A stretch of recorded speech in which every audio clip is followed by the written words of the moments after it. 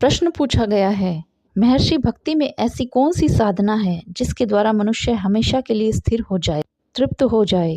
महर्षि कहते हैं, जीवन में आप अनेक प्रयास करते हैं, आपका मन तृप्त नहीं हो पाता, और अगर तृप्ति मिल भी जाती है तो वह क्षणिक होती है। आपकी एक तृष्णा पूरी हो भी जाए तो नई आकांक्षा जन्म ले लेती है और खेल यूं ही चलता रहता है। तो यह बात आप समझें कि जब तक बीज फूल बनकर खिल न जाए तब तक तृप्ति संभव नहीं है।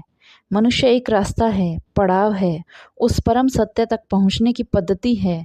अर्थात जब मनुष्य ही परमात्मा हो जाए तो बस वही परम तृप्ति है। लेकिन उससे पहले पड़ाव बहुत हैं और उन पड़ावों को पार करते हुए विश्राम तो हो सकता है, लेकिन वहीं रुक मत जाना। रास्ते में बहुत स्थान मिल जाएंगे, लेकिन कहीं घर मत बना लेना। घर तो परमात्मा ही हो सकता है, एक ऐसा घर जिसके बाद सब खोज खत्म हो जाती हैं। परमात्मा का अर्थ है तुम जो हो सकते हो, उसकी पूर्णता। परमात्मा कोई व्यक्ति नहीं है, कहीं आकाश में बैठा कोई रूप नहीं है, कोई नाम नहीं है। परमात्मा है आपकी पूर्ण अभिव्यक्ति, आपकी पूर्ण संभावना, आखिरी संभावना जिसके आगे फिर कहीं जाना नहीं है, जहाँ पहुंचकर तृप्ति हो जाती है, परितोष हो जाता है। जैसे कि जब तक बीज फूल बनकर खिल न जाए, खुशबू हवा में फैल न जाए, तब तक तृप्ति संभव नहीं है, और उससे कम में बात नहीं बनेगी। प्रत्येक मनुष्य पीड़ित ही रहेगा, चाहे कितना ही धन कमा ले, कितना ही वैभव जुटा ले, कहीं कोई पीड़ा का कीड़ा उसके भीतर काटता ही रहेगा, कोई बेचैनी खलती ही रहेगी, कोई कांटा चुभता ही रहेगा।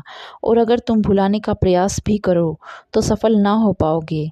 बहुत तरह की व्यस्तताएं हैं, भुलाने के लिए उसे भुला ना पाओगे। और यह बहुत शुभ है, यह जान लेना कि कुछ भी पालो, जीवन में कुछ भी पालो, जीवन में तृप्ति संभव नहीं, अंत में अधूरेपन का तीर चुभा ही रहेगा।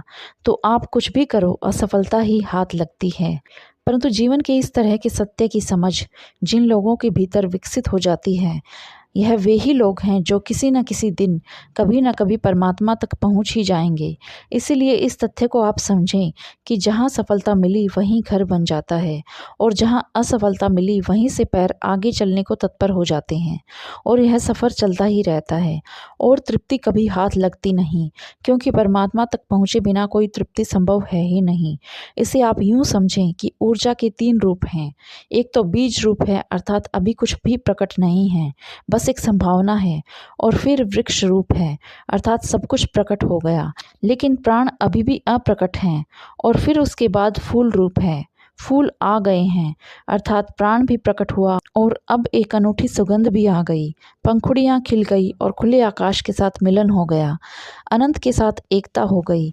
तो आप अपने जीवन के प्रति ऊर्जा के इन तीनों रूपों का दृष्टिकोण रखें, ताकि आपकी आत्मा का फूल भी खिल सके और भीतर बाहर के इस खाली आकाश में यह सुगंध फैल जाए, कुछ भी बाकी न रहे पाने को। और उस वक्त आपको महसूस होगा कि बाकी की सभी लालसाएं, सारी दौड़ व्यर्थ थी, पहुंचना तो बस यहीं था, मंजिल मिल गई, दौड़ खत्म हुई।